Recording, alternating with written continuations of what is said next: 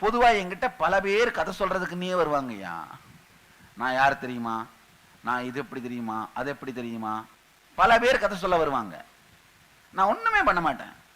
First உட்காந்து அவங்க சொல்றதெல்லாம் கேட்டுருவேன். ஒரு 10 நிமிஷம் வேற ஏதாவது சப்ஜெக்ட் பேசிட்டு இருந்துட்டு அவங்க சொன்னதை திரும்ப சொல்ற மாதிரி சில கேள்விகளை மட்டும் தான் கேட்பேன். அந்த திரும்ப சொல்ல வராம ஃபெயில் ஆகும் போதே தெரிஞ்சு போயிடும்.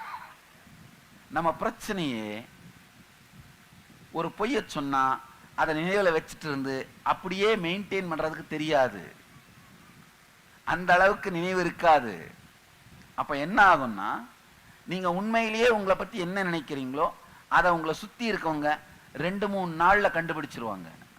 அதனாலதான் நீங்க என்னவா உங்களை காட்ட முயற்சி பண்ணாலும் அவங்க என்ன பண்றாங்க, எனக்கு தெரியாதா. நீங்க ரொம்ப வேக வேகமா என்னென்னவோ பில்டப் கொடுக்க அப்படியே புறங்கையில தள்ளிட்டு போயிட்டே இருப்பாங்க.